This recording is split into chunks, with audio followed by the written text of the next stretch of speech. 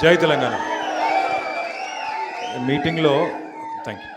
ఇలాంటి మీటింగ్లతో సమస్య ఏంటంటే ఆడ రెండు బావైతుంది, ఆకలి అవుతుంది మీకు కూడా. మళ్ళీ కరెక్ట్గా ఆకలి అయ్యేటప్పుడు కమలాకరణ మైక్ ఇచ్చిండు కాబట్టి నేను ఎక్కువసేపు మాట్లాడా. పేరున అందరికి నమస్కారం. గౌరవనీయులు పెద్దలు, మా అన్నగారు కరీంనగర్ భీముడు అన్న మరి గంగుల కమలాకరణ గారు, గౌరవ మాజీ మంత్రివర్యులు, శాసన మండలి సభ్యులు, పెద్దలు, మనందరికీ చాలా స్ఫూర్తినిచ్చే విధంగా ప్రసంగించిన అన్న ఎల్ రమణ గారు, మాజీ మంత్రివర్యులు, మాజీ రవాణా శాఖ మంత్రి గారు, గతంలో మరి సమర్థవంతంగా కేసీఆర్ గారి నాయకత్వంలో రాష్ట్రంలో ముఖ్యంగా ఖమ్మం జిల్లాలో అభివృద్ధికి విశేషమైన కృషి చేసిన అన్న పువ్వాడ అజయ్ కుమార్ గారు, హుజూరాబాద్ శాసనసభ్యుడు తమ్ముడు, మరి అసెంబ్లీలో ఎట్లా ఎప్పుడు సస్పెండ్ చేయాలని రేవంత్ రెడ్డి గారు ఎదురు చూస్తూ ఉంటారు నేను చూస్తే, తమ్ముడు మరి పాడి కౌశిక్ రెడ్డి గారు, గౌరవనీయులు మన కరీంనగర్ ఉమ్మడి జిల్లా పరిషత్ మాజీ అధ్యక్షురాలు, జిల్లా పరిషత్ మాజీ అధ్యక్షురాలు సోదరి శ్రీమతి తుల ఉమ గారు, గౌరవనీయులు ఈ కార్యక్రమానికి అధ్యక్షత వహిస్తున్న కరీంనగర్ పట్టణ శాఖ అధ్యక్షులు సోదరుడు హరిశంకర్ గారు, ఈరోజు మరి మిమ్మల్ని అందరినీ కూడా తీసుకొని ఇక్కడికి తెలంగాణ భవన్కి విచ్చేసి ఒక తెలంగాణ బిడ్డగా నేను కూడా కేసీఆర్ గారితో ముందుకు నడుస్తానంటూ ఇచ్చేసిన సోదరి శ్రీమతి గౌతమి రెడ్డి గారు, వారితో పాటు విచ్చేసిన సోదరుడు రోహిత్ గారు, వారి తల్లిగారికి, అట్లాగే వేదికపైన ఆసీనులైన తమ్ముడు రవీందర్ రెడ్డి గారు, జమీల్ గారు, ఇంకా గౌరవ కార్పొరేటర్లు, మాజీ మున్సిపల్ చైర్మన్లు, తమ్ముడు అనిల్ గారు, ఇంకా వేదిక మీద ఉన్న పెద్దలందరికీ పేరున అశోక్ అన్న గారు, ఇంకా అందరికీ పేరున ముందున్న అన్నలు, తమ్ముళ్ళు, అక్కలు, చెల్లెళ్ళు, మీడియా మిత్రులు అందరికీ నమస్కారం. కమలాకరణ చెప్తున్నాడు బీఆర్ఎస్కి కంచుకోట కరీంనగర్ అని. అట్లాగే మీరు కూడా గట్టిగానే సప్పట్లు కొడుతున్నారు, గట్టిగానే సీటీలు కొడుతున్నారు, గట్టిగానే మరి లొల్లైతే చేస్తున్నారు. కానీ మొన్న నాకు నిజంగా కూడా నచ్చలేదు. కమలాకరణ చేసిన పనికి ఆయనకు వచ్చిన ఓట్లకు ఆయనకు వచ్చిన మెజారిటీకి అయితే సంబంధమే లేదు. ఇంత పని చేస్తే నేను కరీంనగర్లో నేను ఒక దశలో అసూయపడ్డా. ఒకరోజు ఇక్కడనో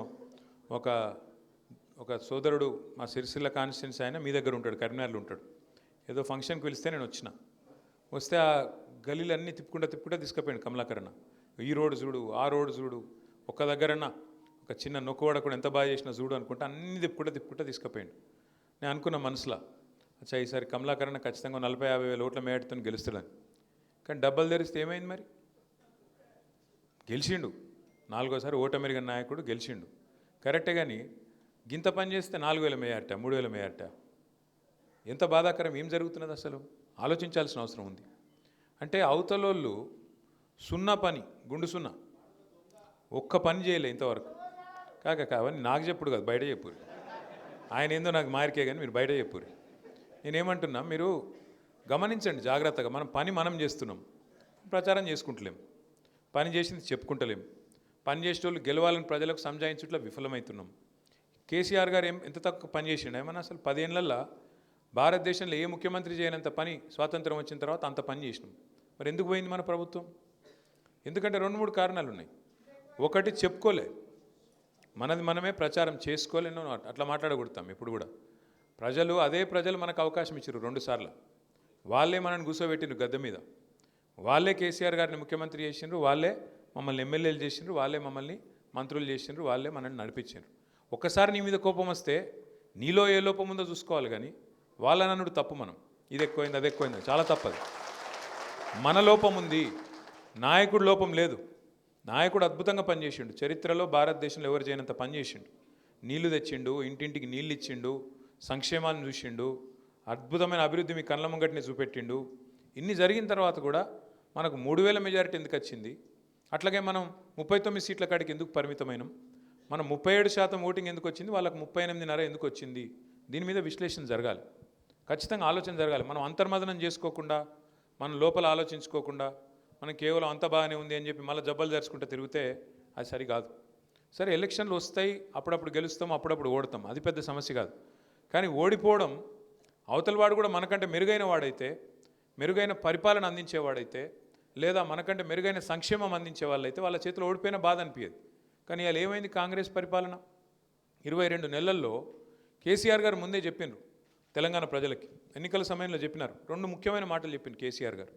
ఒకటేమన్నారు, ప్రజాస్వామ్యంలో పార్టీలు కాదు గెలవాల్సింది, ప్రజలు గెలవాలి. ప్రజలు గెలవాలి తప్ప పార్టీలు పెద్ద ముచ్చట కాదు అనే మాట చెప్పింది. చాలామందికి అర్థం కాలే ప్రజలు గెలుసుడేంది అని. అట్లాగే ఇంకొక మాట చెప్పింది కేసీఆర్ గారు, మోసపోతే గోసపడతాం యాది పెట్టుకోండి అని చెప్పిండు. ఇలా ఎవరు గోసపడుతున్నారు రాష్ట్రంలో చూడండి మీరు ఒకసారి. తెల్లారి లేచి పేపర్లు చూస్తే, ఆ టీవీలు చూస్తే లైన్లల్లో ఎక్కడికక్కడ ఇప్పుడే కమలాకరణ చెప్తుంటే నవ్వినాం మనందరం. ఇవాళ భూములు కాదు, భూమి ఉన్న వాళ్ళు కాదు, భూములు ఆస్తులు పెరిగిన వాళ్ళు కాదు, యూరియా బస్తా ఉన్నవాడు వాడే లక్షాధికారి పరిస్థితున్నదని చెప్పి కమలాకరణ చెప్తే మనం నవ్వినాం. కానీ ఇవాళ నిజంగా కూడా ఎంత బాధాకరమైన పరిస్థితి తెలంగాణ వ్యాప్తంగా. నల్లగొండలో నిన్ననే ఒక తమ్ముడు యూరియా కావాలని ఒక గిరిజన సోదరుడు, లంబాడ సోదరుడు ఆందోళనలో పాల్గొంటే ఆయనను గుంజుకొచ్చి పోలీస్ స్టేషన్లో పెట్టి 3rd డిగ్రీ టార్చర్ చేసి ఉల్టా కేసు బనాయించి ఇంటికి పోయి భార్యను బండబూతులు తిట్టి ఇవాళ ఆయన నడవరాని పరిస్థితిలో కుంటుకుంటూ తిరుగుతుంటే నేను వీడియోలలో నేను చూసిన.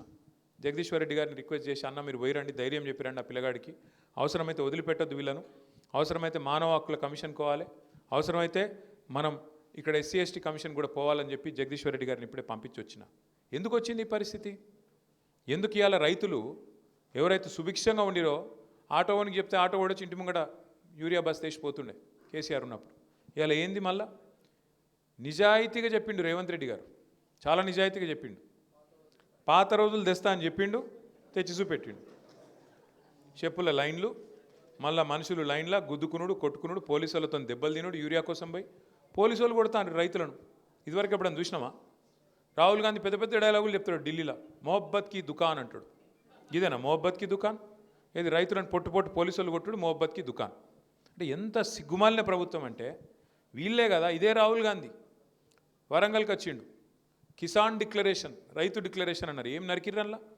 కేసీఆర్ 10,000 ఇస్తే మేము 15,000 ఇస్తాం రైతు బంధు, కేసీఆర్ 2 పంటలకు ఇస్తే మేము 3 పంటలకు ఇస్తాం, అట్లాగే బోనస్ ఇస్తాం అన్ని పంటలకు, 500 రూపాయల బోనస్, కనీస మద్దతు ధర మీదికెళ్ళి బోనస్ ఇస్తాం, ఎరువులు ఇస్తాం, విత్తనాలు ఇస్తాం, 2 లక్షలు రుణం మాఫీ చేస్తాం. ఇన్ని చెప్పినోళ్ళు ఇవాళ ఏది నీ మొహబ్బత్ కా దుకాన్? రైతుల మీద పడి పోలీసు వాళ్ళు లైన్లకు వచ్చి కొడుతుంటే ఇవాళ అవి మౌనంగా భరించుకుంటూ ఉండాల్సిన పరిస్థితి. గట్టిగా యూరియా కోసం రోడ్ ఎక్కితే మొహబ్బత్ కా దుకాన్ ఏంటంటే తీసుకుపోయి పోలీస్ స్టేషన్లో కుమ్ముడు, మొహబ్బత్ కా దుకాన్. ఇది కాంగ్రెస్ వాళ్ళ నీతి. ఇది ఒక దిక్కుంటే ఇంకో దిక్కు మీ కరీంనగర్లో ఇంకో పార్టీ వాళ్ళది ఇంకా గమ్మత్ దుకాణం. చూడురు మీరు, అది వాళ్ళది. నిన్న చెప్పిండు మోడీ గారు, మన మోడీ గారు 3 రోజుల కిందట సాయంత్రం 5 గంటలకు టీవీలలో వస్తున్నానగానే చాలామంది గుండెల్లో రాయబడ్డది. వామో మళ్ళీ నోట్లు రద్దు చేస్తాడా, మళ్ళీ ఏం చేస్తాడా ఈయన అని చెప్పి చాలామంది భయపడ్డారు. నేను అనుకున్న దబ్బన మన తెలుగు పిల్లలు చాలామంది అమెరికాలో ఉద్యోగాలు చేసుకుంటారు, చదువుకుంటారు. వాళ్ళకి ట్రంప్ వచ్చినాక మళ్ళీ ఏదో కొత్తది ఇబ్బంది పెడుతుండట, ఈ H1B అని అదని ఇదని $1,00,000 కట్టమంటుండట. దాని మీద ఏమైనా చెప్తాడేమో, ధైర్యం చేసుకుని ఆఖరికి మోడీ గారు ఏమైనా ట్రంప్ మీద గర్జిస్తాడేమో అనుకున్నాను నేను. ఏం చెప్తున్నా తెలుసా మోడీ గారు? నేను 8 ఏళ్ళుగా మిమ్మల్ని అందరినీ కూడా పీల్చి పిప్పి చేసి మంచిగా బ్రహ్మాండంగా GST 15 లక్షల కోట్లు వసూలు చేసిన, ఏది 8 ఏళ్ళ కింద నేనే తెచ్చిన, పెద్ద స్లాబులు పెట్టిన, 28% గుంజిన మొన్నటిదాకా, ఇప్పుడు జర తగ్గించిన. ఇక కాబట్టి రేపటి నుంచి పండుగ చేసుకోపోరు అంటుండు. ఇది ఆయనే చేసిన తప్పు ఆయననే సవరించుకొని మనం పండుగ చేసుకోవాలన్నట. ఏమిటికి పండుగ? GST బచత్ ఉత్సవ్ అట. ఇక దానికి మళ్ళీ ఇక్కడ డప్పు కొట్టేటోళ్ళు మస్తుకున్నారు, బండి సంజయ్ ఇంకా చాలామంది ఉన్నారు అసంటోళ్ళు. దేవుడా మోడీ దేవుడు?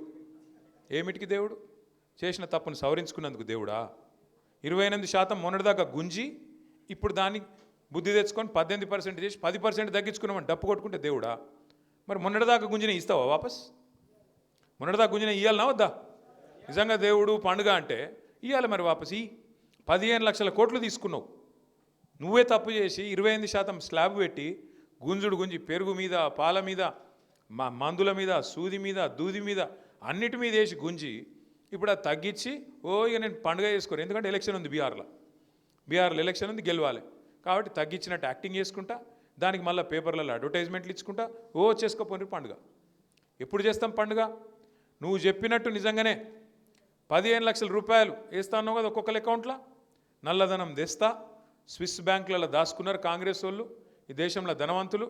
మరి నేను తీసుకొచ్చి పంచితే 15 లక్షలు ఇంటింటికి ఒక్కొక్క మనిషికి వస్తాయన్నాడు. అట్లా 15 లక్షలు నిజంగానే పండుగ చేసుకుంటాం. చేయమని అంతగానం ఇప్పుడు 11 ఏళ్ళు అయిపోయా, గెలుస్తూనే ఉన్నారు కదా ఎలక్షన్ల మీద ఎలక్షన్లు దేవుని పేరు చెప్పుకొని. మరి ఆఖరికి వచ్చి మరి పైసలు ఏమంటే పైసలు మాత్రం 15 లక్షలు రావు. ఈయన చెప్పిన 15,000 రావు, ఆయన చెప్పిన 15 లక్షలు రావు. అట్లాగే ఈయననే చెప్పిండు మోడీ గారు 2022 కల్లా రైతుల ఆదాయం డబల్ చేస్తా అన్నాడు.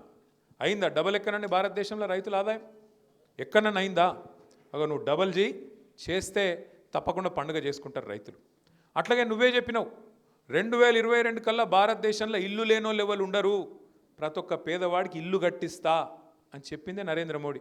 మరి 2022 అయిపోయి 3 ఏళ్ళ, ఇంకొక 4 రోజులు అయితే 2025 కూడా అయిపోతుంది. వచ్చినాయి ఇండ్లందరికీ, ప్రతి ఇంటికి నల్లా ఇస్తా అన్నాడు దేశంలో. ఇక్కడ కేసీఆర్ ఇచ్చిండు తప్ప ఆయన ఇచ్చింది ఏం లేదు. కానీ దేశంలో ఎక్కడ నల్ల నీళ్లు రాలే, మన్ను రాలే, మరి ఏది లేదు. ఏమిటికి వేసుకోవాలి పండుగ? బుల్లెట్ రైళ్ళు ఉరికిస్తా భారతదేశం అంతా అన్నాడు 2022 కల్లా. వచ్చినాయా? ఏది రాలేదు. కానీ కరీంనగర్లో మాత్రం బీజేపీకి ఓట్లు కుదుతాను. మీరు మెచ్చుకోవాలి, మీరంటే మీరు కాదు, అక్కడ ఉన్నోళ్ళు. ఎందుకు? మరి గంగుల కమలాకర్ అన్న ఇంత పని చేస్తాడు, అవతలోడు నయా పైసా పని చేయడు. ఆఖరికి మాత్రం ఒక్కసారి డైలాగ్ కొట్టాలి, దేవుని పేరు చెప్పి మొక్కాలే, ఓటేమని అనాలే, మీరు గుద్దాలి, అంతే, ఇంకేం లేదు. అదొకటే కావాలి మనకి, ఇంకేం లేదు. ఆయన సిలిండర్ ధర పెంచింది మర్చిపోయినాం. ఇదే మోడీ గారు కదా. 350 రూపాయలు నేను వచ్చినప్పుడు, ఇలా ఎంత అయింది? 1000-1100 అయింది. తగ్గి మళ్ళీ 350కి పండుగ చేసుకుందాం, అది చేయడు. డీజిల్ ఎంత ఉండే, పెట్రోల్ ఎంత ఉండే? 65 ఉండే. ఇవాళ ఎంత అయింది? 110-108 అయింది. తగ్గి మరి 50 రూపాయలకు తగ్గి. ప్రపంచమంతా ముడి చమురు తగ్గింది. ముడి చమురు ధర తగ్గుతుంది, కానీ మోడీ చమురు ధర తగ్గది. ఆడిపోతున్నాయి పైసలని. మరి ముడి చమురు ధర తగ్గితే లాజికల్గా ఇక్కడ కూడా తగ్గాలి కదా, పెట్రోల్ డీజిల్ తగ్గది. ఎవరికి ఆడిపోతున్నాయి పైసలని? మరి ఇది అడిగేటోళ్ళు లేడు. ఎందుకు? మనకు సోయి లేదు. గుద్దుని గట్టిగా గుద్దుని దేవుడు దేవుడు దేవుడు అని గుద్దితే 8 ఇల్లు గెలిచిరు, 8 ఆళ్ళు గెలిచిరు. తెలంగాణకి ఏమొచ్చింది? ఈ సంవత్సర కాలంలో 8 వీళ్ళు గెలిచిర్రు, 8 వాళ్ళు గెలిచిర్రు. తెలంగాణకి ఏమొచ్చింది? గుండు సున్నా గాడిది గుడ్డు. మళ్ళీ ఎందుకు? మళ్ళీ లాస్ట్కి మళ్ళీ వస్తే మళ్ళీ కమలాకరణ చేసిన పని ఎక్కడో వీకాలి, మానేరు వాటర్ ఫ్రంట్ ఎక్కడో పోవాలి, తీగల వంతెన ఎక్కడో పోవాలి, ఆయన వేసిన రోడ్లు ఎన్నో పోవాలి, చేసిన పనులను ఎక్కడో పోవాలి. కానీ మళ్ళీ ఆఖరికి మాత్రం ఆగమాగం కావాలి. మనం దయచేసి ఆలోచించుండ్రి, ఎందుకు ఈ పరిస్థితి వచ్చింది? ఎందుకు ఆగమవుతున్నాం? ఎలక్షన్ రాగానే ఆగమాగమై ఊరుకుడు, అడ్డంబడు. మళ్ళీ తర్వాత నేను అడుగుతున్నా, ఒక మాట చెప్పండి. బీజేపీ గవర్నమెంట్ వచ్చి 11 ఏళ్ళ దేశంలో ఒక్కటంటే ఒక్కటి, ఒక విద్యా సంస్థనో, ఒక స్కూలో, ఒక కాలేజో కరీంనగర్కి వచ్చిందా? ఒక్కటేదన్నా ఫలానాది. పోనీ సరే బడిదేలే శాత కాదు, గుడి తెచ్చిండ పోనీ ఒకటన్నా? ఒక్క గుడి కరీంనగర్లో మళ్ళీ తిరుమల తిరుపతి దేవస్థానం కట్టించింది ఎవరు? కట్టిస్తున్నది ఎవరు? గంగుల కమలాకరే కాదు. 10 ఎకరాలు జాగా తీసుకొని వాళ్ళు ఎంబడబడి, సరే ఇప్పుడు ఆడ గవర్నమెంట్ పోయింది, మరి వాళ్ళు ఇస్తారో ఇయ్యరో తెలియదు. కానీ అంటే అట్లున్నది పరిస్థితి. బడిదే శాత కాదు, ఒక గుడి కట్టే శాత కాదు. పోనీ ఒక పని ఏదన్నా ఒక ప్రజలకు పనికొచ్చి ఒక్క మంచి పని, ఒక స్కూల్, ఒక నవోదయ పాఠశాలనో, ఒక IIITయో ఏది ఉండదు. కానీ ఓట్లు మాత్రం ఆఖరి పోయి గుద్దురు మళ్ళీ. అంటే ఈ రకంగా మరి పోతే నిజంగా కూడా మనం ఆలోచించాలి. ఒక్క ఉద్యోగం 2 కోట్ల ఉద్యోగాలు ఇస్తా అన్నాడు సంవత్సరానికి మోడీ గారు. 2 కోట్ల ఉద్యోగాలు సృష్టిస్తా సంవత్సరానికి అన్నాడు. తర్వాత ఒక పాపం ఒక ఆయన టీవీ ఆయన అమాయకంగా పోయి అడిగిండు, సార్ మరి 2 కోట్ల ఉద్యోగాలు అంటే ఏం సంగతి అని. ఏమంటాడు తెలుసా ఆయన టీవీ ఆయన స్టూడియోలో చెప్తున్నాడు ఇంటర్వ్యూ. अभी मैं यहाँ पे आ रहा था आपके स्टूडियो के पास, बाहर मैंने देखा एक वह बंडी वाला है, बंडी वाला అంటే ఈ బండి కాదు, बंडी वाला है, वो बंडी पे मिर्ची बज्जी पकोड़े बना रहा, क्या आप उसको रोजगार मानते हो कि नहीं? అది ఉద్యోగమా కాదా అంటుండు. అంటే పల్లీలు అమ్ముకునుడు, బఠానీలు అమ్ముకునుడు, బజ్జీలేసుడు, ఇవన్నీ ఉద్యోగాలట. ఆయన ఇచ్చిన 2 కోట్ల ఉద్యోగాలు ఏంటంటే గదట. వీళ్ళ మోసము రామునికి కూడా అర్థమైంది అయోధ్యలో. అందుకే అయోధ్యలో కూడా ఓడగొట్టిండు బీజేపీని. ఇలా మోసము, ఇలా లంగతనము రామునికి అర్థమైంది. అందుకే అయోధ్యలో కూడా ఓడగొట్టిండు, ఎలగొట్టిండు. వీళ్ళు లంగలున్నారని మన వాళ్ళకి ఇంకా అర్థమవుతలేదు కరీంనగర్లో. అంటే దయచేసి నేను మిమ్మల్ని కోరేది, ఏది మంచో ఏది మంచి కాదో ఏది చెడో తెలుసుకోనంత కాలం మనకు నష్టం జరుగుతూనే ఉంటుంది. ఇలా బాధపడుతున్నాం ఏమని, అరే ఆడ మేడిగడ్డను ఎండబెట్టిండు, నీళ్ళు ఇస్తలేరు రేవంత్ రెడ్డి. ఇయ్యడు. ఎందుకు ఇయ్యాడు? ఎందుకంటే ఆయన బాస్ కింద ఉన్నాడు చంద్రబాబు నాయుడు. నువ్వు కడితే బరాబర్ మర్యాద ఉండదు రాబాయ్ అంటే కిందికి నీళ్ళు పోవన్నాయి. మరి ఇయ్యాడు. ఆయన ఆడిచ్చినట్టు ఈయన పాపం ఈయన దేవుని ఈయన కోవట్టు చిన్న మనిషిన వాళ్ళిద్దరు ఎట్లా ఆడిస్తే అట్లా ఆడేటోడు ఈయన చేతులు ఏముంటుంది. అట్లాగే ఇప్పుడు నిన్న మీరు చూసిండ్రు పక్కకు కర్ణాటకలో ఆల్మట్టి డ్యామ్ హైట్ పెంచుతుండ్రు 5 ఫీట్లు. ఒక్క డ్యాము ఆల్రెడీ కట్టి ఉన్న డ్యాము 5 ఫీట్లు పెంచినందుకు వాళ్ళు ఎంత ఖర్చు పెడుతున్నారు ఎరికేనా? 70,000 కోట్లు ఒక భూసేకరణకే. 70,000 కోట్లు. అదే కేసీఆర్ గారు 40 లక్షల ఎకరాలకు నీళ్ళు ఇచ్చే ప్రాజెక్టు దాని మీద 93,000 కోట్లు ఖర్చు పెడితే తిన్నాడు 1,00,000 కోట్లు తిన్నాడు వేసుకపోయింది ఇంట్లోకి. మనం ఎప్పుడైనా ఆలోచించినామా కనీసం? అరే 93,000 కోట్లు ఖర్చు అయిన ప్రాజెక్టులో 1,00,000 కోట్లు ఎవడెట్లా తింటాడు? మరి 1,00,000 కోట్లు ఈయననే తింటా బరాజులు ఎవడు కట్టిండు? ఆ పంప్ హౌజ్లు ఎట్లా కట్టిర్రు? ఆ సొరంగ మార్గాలు ఎట్లా కట్టిర్రు? మరి ఆ మొత్తం కాలువలు ఎట్లా కట్టిండ్రు? గన్ని రిజర్వాయర్లు ఎట్లా వచ్చినాయి? గిన్ని నీళ్ళు ఎట్లా వస్తున్నాయి? ఇలా భూమికి బరువు అయ్యేంత పంట ఎడికెళ్ళి వండుతున్నది అని ఎప్పుడైనా కూర్చొని ఆలోచించినవా? ఇగో తిన్నాడట అంటే తిన్నాడు తినే ఉంటాడు. ఇదిగో పులంటే అది గొత్త ఒక అడిగినోడు లేడు చూసినోడు లేదు. ఎవరు పడతా వాళ్ళు ఏది పడతారు చెప్పుడు మనం నమ్ముడు. ఆయనతో పోయి బాయిలో దుంకుతున్నామా బొందలో దుంకుతున్నామా ఏది చూసేది లేదు, పోయి దుంకుడేనే. గందుకు వచ్చింది 3,000 మెజారిటీ గంగుల కమలాకరణకు. ఆలోచన లేదు, సోయి లేదు, పని చేసేటోడు పని చేయనోడి మీద ఫరక్ అంతరం లేదు. ఎవరు వనికొస్తారో తెలియదు, ఎవరు వనికిరారో తెలియదు. ఆగమాగం పోయి దుంకాలి. ఎందుకు ఆఖరికి జై అని దేవుని పేరు చెప్పగానే దుంకుడు పోయి పోనీ దేవుని పేరు చెప్పినాడు కనీసం దేవుడు గుడి కట్టినాడే కరీంనగర్లో ఒకటి. అప్పుడెప్పుడో కార్పొరేటర్ ఉన్నప్పుడు కట్టినట్టున్నాడు ఒకటి. దాన్ని చెప్పుకొని మార్కెటింగ్ చేసుకుంటా ఉన్నాడు. ఇంకా ఇంత అన్యాయం ఉంటుందా అసలు ఎక్కడన్నా? నాకు అర్థం కాదు. ఎంత పని చేసిండు గంగుల కమలాకరన్న. ఇవాళ కాంగ్రెస్ వాళ్ళ పరిస్థితి ఏంది? మనం కట్టిన కేబుల్ బ్రిడ్జ్ మీద కనీసం ఆ రోడ్డు మెయింటైన్ చేసే తెలివి లేదు, దాని మీద లైట్లు పెట్టే తెలివి లేదు. స్మార్ట్ సిటీ అని కష్టపడి పొట్లాడి ఈయనవును వినోద్ కుమార్ గారు ఇద్దరు కేసీఆర్ గారిని రిక్వెస్ట్ చేసి కరీంనగర్కి స్మార్ట్ సిటీ తీసుకొస్తే ఇవాళ కనీసం కరీంనగర్లో పారిశుద్ధ్యం, ఆ లైట్లు కానీ ఆ పారిశుద్ధ్యం కానీ అది మెయింటైన్ చేసే ముఖం కూడా లేదు. మనం ఉన్నప్పుడు రోజు మంచినీళ్ళు ఇచ్చినాం కరీంనగర్లో. ఇవాళ వస్తున్నాయా? ఎన్ని రోజులకు ఒకసారి వస్తున్నాయి? ఇప్పుడు 2 రోజులకు 3 రోజులకు ఒకసారి. మరి కొంతమంది అంటారు కదా కేసీఆర్ ఇంట్లోకి వెళ్ళి ఇచ్చిండా? మరి ఇప్పుడున్న ఆయన ఇంట్లోకి వెళ్ళి ఇస్తుండే ఇంటి పొలం అమ్మిస్తాడా? మరి ఎందుకు వస్తలేవు ఇప్పుడు నీళ్ళు? కేసీఆర్ ఉన్నప్పుడు నీళ్ళు ఎందుకు వస్తాయి? కేసీఆర్ ఉన్నప్పుడు కరెంట్ ఎందుకు మంచిగా ఉంటుంది? కేసీఆర్ ఉన్నప్పుడు అన్ని టైంకి ఎట్లా నడుస్తాయి? ఇవాళ వీళ్ళు రాగానే ఎందుకు ఆగమాగం అవుతున్నారు? ఎందుకు అంటే నడప చాతన అయితే లేదు వీళ్ళకు, పరిపాలన వస్తలేదు. ఎంతసేపు ఢిల్లీకి మూటలు పంపుట్లో బిజీగా ఉన్నారు. ఎందుకంటే సీటు కాపాడుకోవాలంటే ఢిల్లీకి పైసలు ఇవ్వాలి. కమిషన్ ఇవ్వకపోతే ఢిల్లీ ఊరుకుంటారా? ఊకోరు. అందుకే చెప్పినాం అన్న, మనకు తెలంగాణ ప్రజలకు లోబడి మీ ఆలోచనకు అనుగుణంగా మీకోసం పనిచేసే గల్లీ పార్టీ కావన్నా లేకపోతే అక్కడ ఉండే ఢిల్లీ పార్టీ కావన్నా అంటే మరి ఎందుకో కానీ హైదరాబాద్లో అయితే చక్కగానే ఓటేసారు, జిల్లాలలోనే ఆగమైరు. 10 ఏళ్ళు చూసినాం కదా. ఇప్పుడు ఒకసారి ఒక తాప వీళ్ళకిత్తేంది ఏమవుతుంది అని ఏమైనా అవుతుందా అనుకున్నారు. ఏమైంది? అలా ఎక్కడికక్కడ ఆగం. 1 కాదు 2 కాదు. తులం బంగారం అంటుండే ఇక్కడికి వెళ్ళి తమ్ముడు. తులం బంగారం కాదు, మీ మెడల మంగళసూత్రం ఎత్తుకపోతే వాడే మంచోడు, పుస్తల తాడు ఎత్తుకపోతే వాడే గొప్పోడు అంటున్నా. అంత దొంగలు వీళ్ళు కాంగ్రెస్ వాళ్ళు. కొత్తోళ్ళ వీళ్ళేమన్నా? 125 సంవత్సరాల చరిత్ర కలిగిన పార్టీ, భారతదేశాన్ని 55 సంవత్సరాలు అప్రతిహతంగా ఏలిన పార్టీ కాంగ్రెస్ పార్టీ. ఆ పార్టీ ఏమైనా కొత్తదా మనకు? గాలను నమ్ముతారు పోయి. ఏం మాటలు చెప్పారు వాళ్ళు? 10,000 కేసీఆర్ ఇస్తే 15,000 ఇస్తామన్నారు. ఇస్తుండా ఇప్పుడు 15,000 పడుతున్నాయా?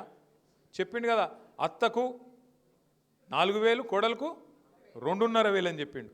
అటు అత్తకు లేదు, ఇటు కోడలకు లేదు. ఇక్కడ అత్త కోడలు ఇప్పుడు జాయిన్ అయినారు, వాళ్ళిద్దరు కూడా స్వాగతం.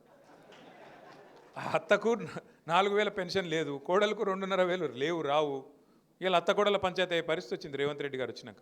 నేను ఎందుకు చెప్తున్నా ఇదంతా అంటే ఓటేసేటప్పుడు ఆగమై ఆ తర్వాత 5 ఏళ్ళు మనం బాధపడు మనకు అలవాటు అయిపోయింది. నేను మొన్న హైదరాబాద్లో ఎక్కడికి వెళ్ళి ఇటుకు వస్తున్నా, ఏదో మీటింగ్ చేసుకుని ఇటు వస్తుంటే మధ్యలో లైట్ పడ్డది, ఆడ సిగ్నల్ కాడ ఆగిన.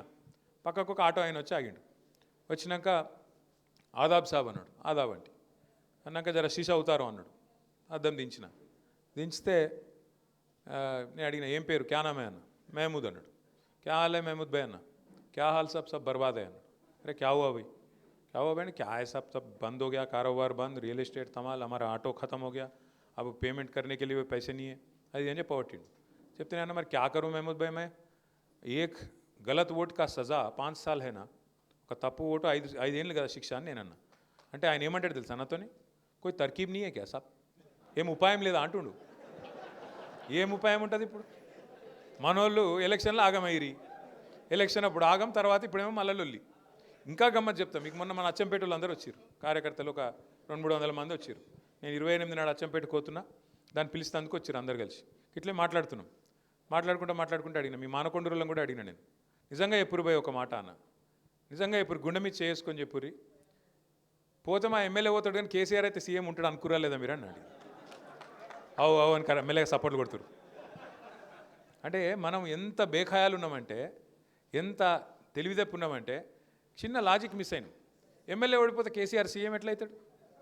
ఇట్లే ప్రతి ఒక్క కాన్స్టిట్యూన్సీ వాడు అట్లే అనుకున్నాడు. మానకొండూరోడు, చొప్పదండోడు, హుస్నాబాదోడు పోతే మావాడు పోతాడు కానీ కేసీఆర్ ఉంటాడు, ఎట్లుంటాడు? ఎమ్మెల్యేలు గెలిపోయినాక, ఎమ్మెల్యేలు 60 దాటపోయినాక కేసీఆర్ గారు ఎడికెళ్ళవుతారు. మెయిన్ తప్పు గది చేసినాం. మనం కూడా ఏమనుకున్నాం, నేను ఒక్కరిని దానిలాడిపోతే ఏమవుతుంది, గంగుల కమలాకర్ అని గ్యారంటీ 40,000తో గెలుతాడు అని చెప్పి సాపుకొని అన్నారు. వాస్తవం. పనులు చేయించుకున్నోళ్ళు, చేయనోళ్ళు, నేను నన్ను విలువలే గారు ఆ రోజు అట్లా ఓంగ కమలాకర్ అన్నకు నేను ఇట్లా అన్నా, ఇట్లా ఆయన ఇట్లా అనలే, అదొకరి కోపం. నేను 10 సార్లు ఫోన్ చేసినా ఎత్తిండు, 11వ సారి ఎత్తలే, అదో కోపం. నేను మా ఇంట్లో దావత్కు పిలిచినా రాలే, గదో కోపం. అన్ని చిన్న చిన్న కోపాలు, తాపాలు.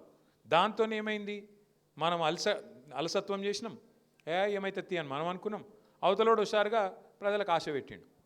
నువ్వు ఇది ఇస్తా, అది ఇస్తా, అల్లం ఇస్తా, బెల్లం ఇస్తా, తులం బంగారం ఇస్తా, అట్లా ఇట్లా ఇట్లా అట్లా అని చెప్పి ఆయనతో తిమ్మిని బమ్మిని చేసి 1.8% ఓటుతో గెలిచిండు. గెలిచినాక ఇప్పుడు గమ్మత్తున్నది పరిస్థితి. రేవంత్ రెడ్డికి పాపం ఇదివరకు మంత్రి చేసిన పని లేదు, ఆయనకు ప్రభుత్వం నడిపే సోయి లేదు, తెలివి లేదు. వచ్చుడు ఏమన్నాడు సెక్రటేరియట్లో మొదటి రోజు, ఇక్కడ నేను లంకె మిందెలు ఉంటాయనుకొని వచ్చినా, లేవు. లంకె మిందెలు ఉంటాయా సెక్రటేరియట్లు ఎక్కడండి? ఎవడు తిరుగుతాడు లంకె మిందెల కోసం? మీకెరికే నాకెరికే. వస్తాడు. ఇంకా ఘోరం, ముఖం బాగా లేకపోతే వెనకడికి ఎవడో అద్దం బల కొట్టిండట. అరే నువ్వు గుర్తుపెట్టుకో, కరోనా వచ్చింది, దేశం ప్రపంచం అంతా ఆగమాగమైంది, అతలాకుతలమైంది, ప్రభుత్వాలకు ఆదాయం 0 అయింది, జీవితం లెవెల్ అనుకోలే మనం. మూతికి బట్ట కట్టుకొని ఇంట్లో కూర్చోవాలి 2-3 నెలలని, అట్లా కూర్చున్నాం. ఏదో బతుకుంటే చాలన్నట్టు అట్లా అట్లా అట్లా నడిపినాం. ఆదాయం 0. ఆ రోజు ఆదాయం 0 అయినా, రాష్ట్ర ప్రభుత్వం దగ్గర బుడ్డ పైసలు లేకపోయినా రైతు బంధు ఆగిందా? పెద్ద మనుషులకు ఇచ్చే పెన్షన్లు ఆగినాయా? ఆడపిల్లల లగ్గాలకు ఇచ్చే కళ్యాణ లక్ష్మి షాదీ ముబారక్ ఆగిందా? ఏదన్నా ఒక్క సంక్షేమ పథకం ఆగిందా? రైతుల ధాన్యం కొనుగోలు ఆగిందా?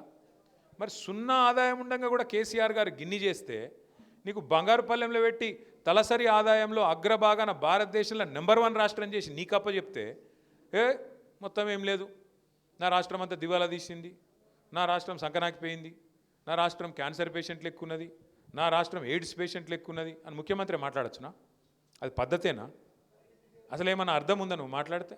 ఒక కుటుంబ పెద్ద అన్నట్టు ఆయనే ఎంత ఓర్పుతోని, ఎంత బాధ్యతతో నడుపుతాడు కుటుంబాన్ని.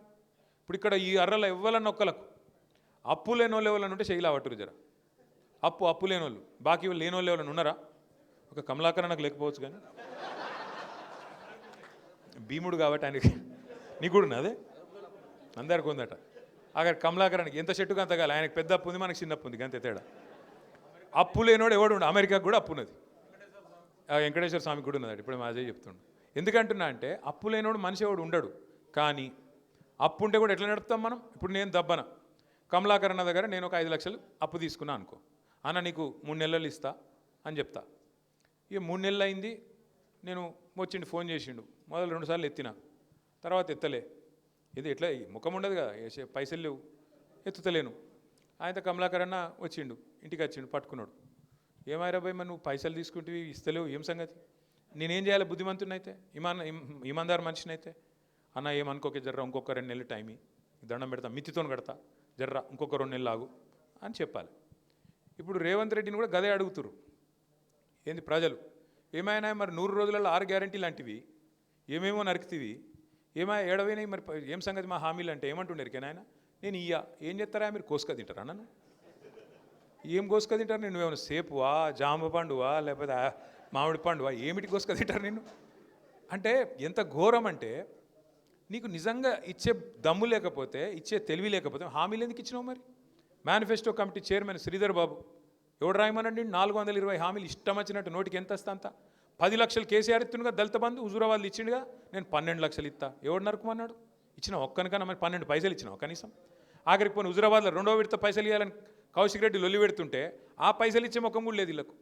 ఎంత ఘోరం అంటే, ఎస్సీ డిక్లరేషన్ పేరిట ఎస్సీలను ఎస్టీ డిక్లరేషన్ అని ఎస్టీలను, బీసీ డిక్లరేషన్ అని బీసీలను, మహిళా డిక్లరేషన్ అని మహిళలను, యూత్ డిక్లరేషన్ అని యువజన విభాగాన్ని, రైతులకు రైతు డిక్లరేషన్ అని మోసపోని వర్గం లేదు ఇవాళ కాంగ్రెస్ చేతుల్లో. బీజేపీ చేతుల్లో మోసం మనకి ఎరికే, మొదటి నుంచి ఎరికే. ఇప్పుడు కొత్త మోసం ఇక్కడ మొదలైంది.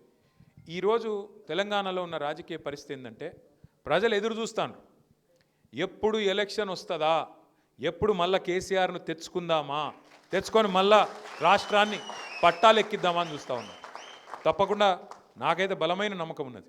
ఇవాళ గౌతమి రెడ్డి గారు ఒక డాక్టర్, అమ్మాయికి తన వృత్తి ఉన్నది, తన సంపాదన ఉన్నది, తన పని తాను చేసుకోవచ్చు. నాకెందుకు రాజకీయం, నాకేం అక్కరా, సావంతి ఎవడేడదస్తే నాకేందని చెప్పి సపరేట్గా ఉండొచ్చు. కానీ ఒక బాధ్యతగా, ఒక తెలంగాణ బిడ్డగా, మనకు చెల్లెగా ఇలా ముందుకొచ్చి అన్న నేను కూడా మీతో నడుస్తా అంటూ ముందుకొచ్చిన వారికి నా హృదయపూర్వకంగా నా అభినందన. వారిని స్ఫూర్తిగా తీసుకొని మరింతమంది చదువుకున్న వాళ్ళు కూడా రావాలి. ఇవాళ చదువుకున్న యువకులు, చదువుకున్న విద్యావంతులు, తప్పకుండా తెలంగాణ రాష్ట్రం కోసం కొట్లాడిన విద్యార్థి ఉద్యమ నాయకులు మీరందరూ కూడా నడుము బిగించాలి, ముందుకు రావాలి. ఎందుకంటే మీరు కష్టపడి తెచ్చిన రాష్ట్రం ఇది. కేసీఆర్ గారి నాయకత్వంలో కష్టపడి తెచ్చుకున్న ఈ రాష్ట్రం ఇవాళ తెరలు అవుతుంటే మనం పక్కకు కూర్చొని ప్రేక్షక పాత్ర వహించడం ఎంతమాత్రం కరెక్ట్ కాదు. తప్పకుండా మరింతమంది విద్యావంతులు, మరింతమంది ఉన్నత చదువులు చదువుకున్న వాళ్ళు కూడా కలిసి రావాలి. ఈ రాష్ట్రాన్ని కాపాడుకునే క్రమంలో ఈ రెండు పార్టీల నుంచి, బీజేపీ నుంచి, కాంగ్రెస్ నుంచి కాపాడుకునే క్రమంలో స్వీయ రాజకీయ అస్తిత్వమే శ్రీరామ రక్ష అనే మాట పెద్దలు జయశంకర్ సార్ ఎప్పుడు చెప్తుండే. దాన్ని యాది పెట్టుకొని మన రాష్ట్రాన్ని మళ్ళీ గాడినెక్కించే బాధ్యత మీరు తీసుకోవాలని కోరుతూ, ఈసారి కరీంనగర్లో తప్పకుండా చైతన్యవంతమైన తీర్పు మళ్ళొక్కసారి మీరు ఇవ్వాలని కూడా మనసారా కోరుకుంటూ పేరు పేరున మీ అందరికీ నమస్కారం. జై తెలంగాణ.